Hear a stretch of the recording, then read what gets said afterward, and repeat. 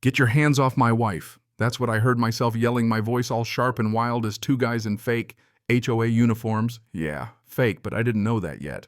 Grabbed her right off our porch. You want a Saturday morning surprise? That'll do it. My heart just about stopped, and for a second all I could think was, if I move wrong, something really bad is about to happen. Thing is, my wife isn't your average damsel in distress. Sarah's ex-CIA the real deal, and apparently she'd already called for backup. But I'll get to that. See, the morning started normal enough. Suburbs quiet except for birds, a neighbor's dog doing his best to annoy everyone, me trying to coax life out of our ancient lawnmower. Sarah's on the porch, coffee in hand, wrapped in her big fuzzy robe, looks like she just stepped out of a commercial for cozy living. Then this black SUV rolls up all tinted windows and bad news. You ever get that feeling in your chest that something's off before you can even explain why? Yeah, I had that. Two men step out, crisp uniforms, boots so polished you could shave in their reflection, the kind of guys who look like they'd rather break your door down than knock. One big jaw, mirrored shades, flashes a badge and says, "Ma'am, we've had some complaints about your property." Sarah barely glances up, real casual, and says, "Show me the violation notice." I can tell right then she's sizing them up. The tall one grabs her arm. "Wrong move, buddy." Sarah twists his wrist, steps into him, and I swear I hear his shoulder pop before he yelps and staggers back. The other guy's reaching for something under his jacket, but before I can even call out, Sarah's already moving. Quick as lightning, she ducks, throws an elbow right into his throat, sweeps his legs. He goes down, choking, just like that. Now I'm still standing there like an idiot with a busted lawnmower handle when three more guys spill out of the SUV. These guys are even bigger, looking like they bench press refrigerators for fun, and this time I'm really thinking we're in trouble 5 against 2, and only one of us is trained for this kind of thing. But Sarah, she just looks at me and grins like, "You picked the wrong house today, boys." And right as they start moving in, a white van screeches around the corner. Doors fly open and a squad of agents in tactical gear come pouring out, CIA yelling, "Drop your weapons!" The fake HOA squad freezes. One makes a move for his gun, but a warning shot hits the pavement by his boot. That's enough for him. He backs off, trembling. Their leader, a tough-looking woman with a scar on her cheek, strides up to Sarah and goes, "You good?" Sarah dusts herself off, not even out of breath, and says, "Took you long enough, Jess." Jess just laughs. "Try jamming 5 comms and killing the lights in 3 minutes next time." That's when it hits me. This whole thing was some kind of sting. Sarah turns to me. Her eyes finally soft for a second and says, "Sorry, babe. Didn't mean to drag you into this." I go, "Drag me into what?" Turns out the HOA enforcers were part of the Dmitriev group of foreign spy ring, not cranky neighbors.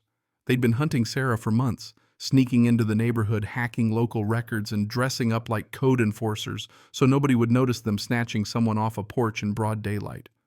Sarah had been undercover the whole time, blending in as your average suburban wife, book clubs, PTA meetings, fake smiles at block parties, all the while she was tracking their every move. And here's the kicker, pretty much everyone on our street was part of some agency. My grill master buddy Carl, NSA, retired. The lady with the endless Tupperware parties, FBI. Whole neighborhood was a safe zone built that way from the ground up.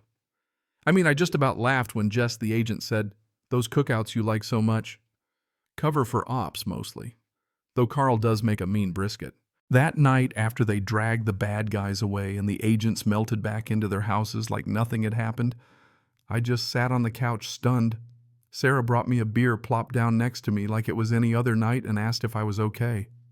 Okay, I was fighting the lawnmower and you were taking down a hit squad. She shrugged. Just another Saturday.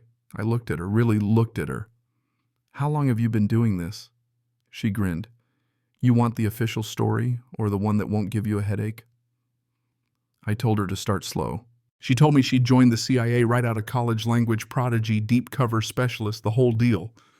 3 years ago, they needed someone to embed in the suburbs, keep an eye on an agent they thought was compromised. But somewhere along the way, she met me. I was the wild card.